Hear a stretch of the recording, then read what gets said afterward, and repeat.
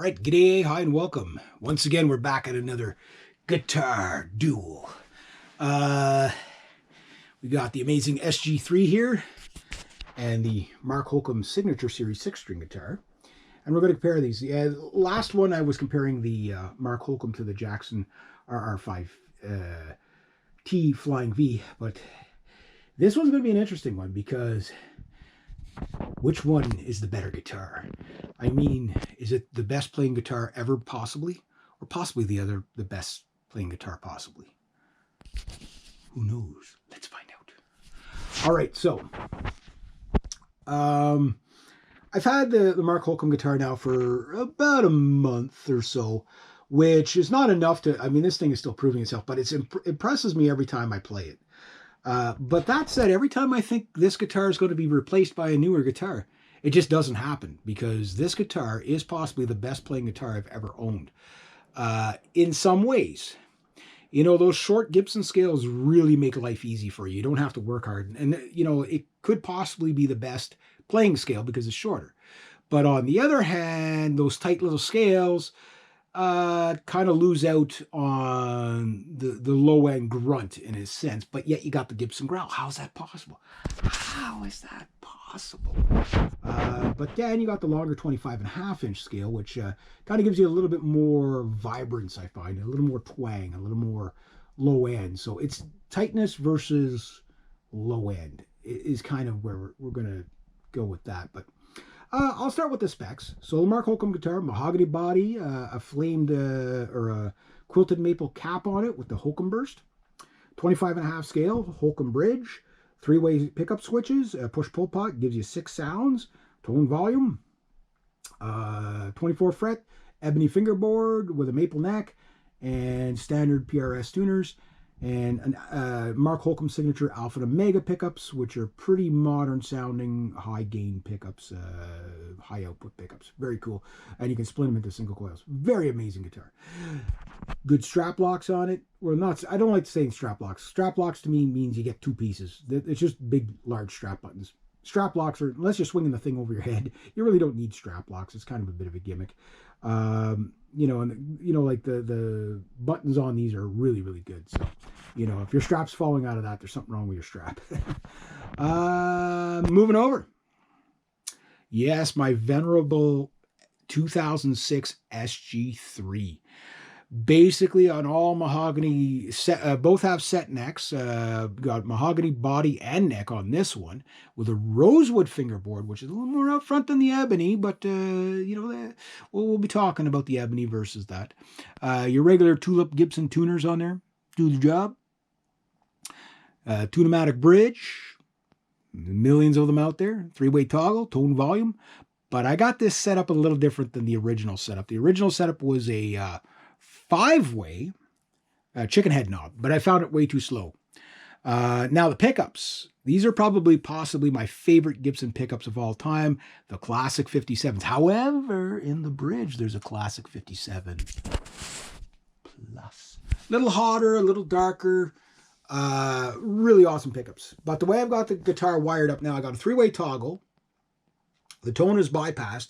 And the volume button is just basically to turn on the middle pickup and turn it off. So I get about 6 different ways of sound out of this. It is not a Stratocaster. It'll never be a Stratocaster, nor does it sound like a P90. Like this is, you know, full humbucker, but it does get some pretty cool sounds.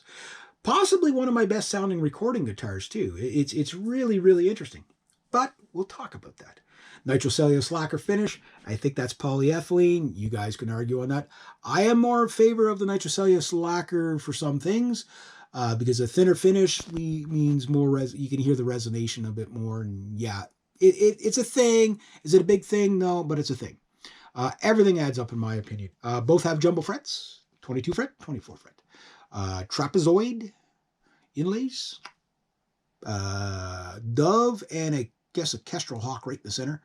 Now I wonder if the Kestrel Hawk actually catches these dubs if you were to go like to say 29 fret. Would the Kestrel Hawk be eating them? I don't know.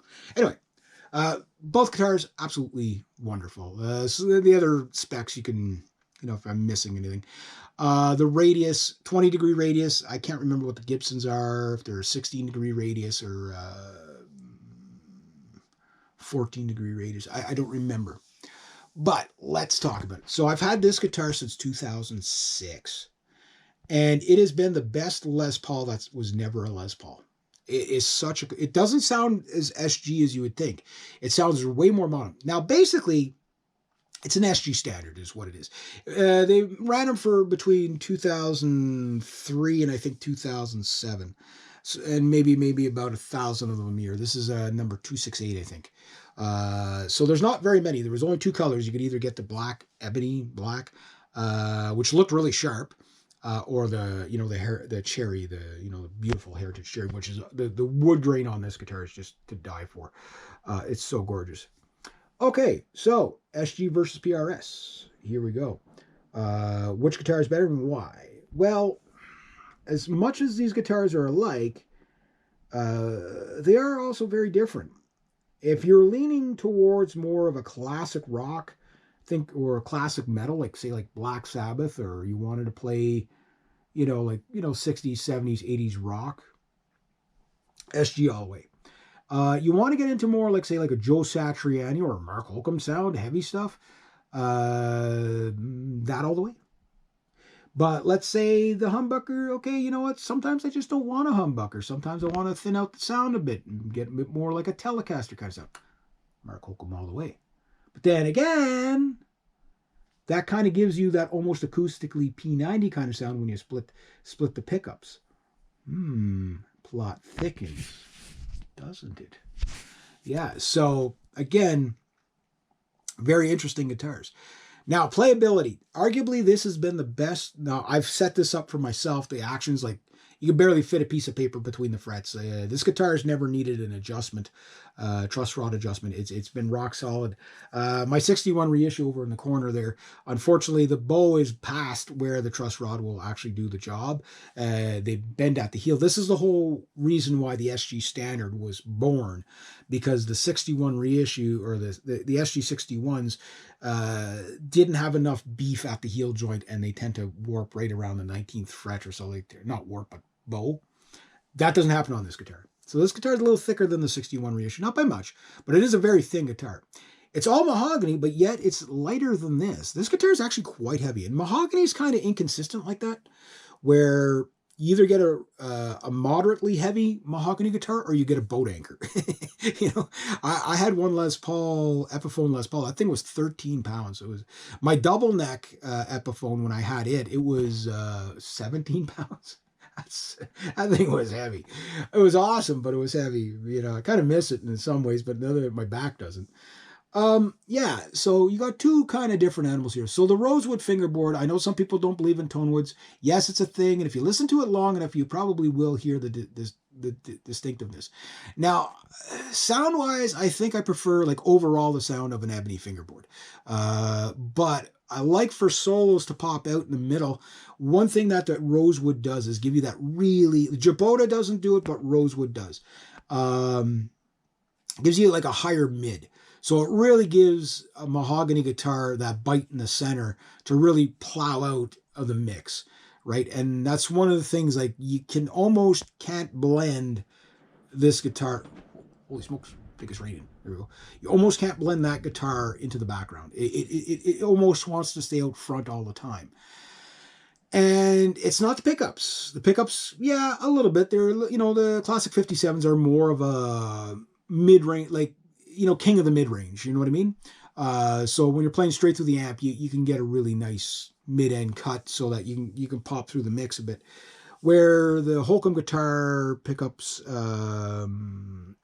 have a bit more of a neutral, very modern sound, and you can blend that guitar into the background if you wanted it as a rhythm guitar, and you'd have to really boost the mids to, really make it pop out if you want it. But you can do that. Where it's out front all the time, if you know what I'm talking about from a recording point of view. The shorter scale. Well, the shorter scale makes this guitar easier to play. But the smoothness of the neck on this is really good. Yes, nitrocellulose lacquer can get a little sticky. But after you rub it down, with a lip-free cloth, which I have sitting over there, after you play it every time, it eventually get. Thing about nitrocellulose lacquer is it's work hardening. So the more you rub it, the harder it gets, i.e., the more slippier it gets, right? But yet it's not as smooth as that neck, which is wet sanded to God knows what they used, 3000 grit or whatever. That is the smoothest neck ever. Fretwork, I'm going to give it to the Gibson because it's actual dressed frets on there. That said, I can't complain about any buzzing on that guitar. Like these guitars buzz very, very little. And I got the action so low on that. But with the shorter scale, the slippy neck, that might possibly be the best playing guitar I've ever owned for ease of playing. Now, if this guitar had the sanded neck like that guitar, then yeah, there'd be no other guitar on the planet that would probably play as well as this thing. I know, bold statement, I get it, but it plays really, really well. SGs are known for their playability. I've had people play, like tremolo bridges and then try this thing, and they're just like, wow, like that's incredible. Like I can't play as well as this guitar is making me play. This guitar, you got to work a little harder because of the longer scale, the 25.5, but it's not hard work. You know what I mean? But I like the radius of that neck, the 20 degree. I like that fingerboard more for the flut. So if I could blend the two, what I do is I grab the extra 2 frets off of this and the ebony fingerboard, throw it on that, and basically throw the neck of that one onto that one and set the action on that one onto that one. Or have that action, and I might be able to get that one close to that at some point.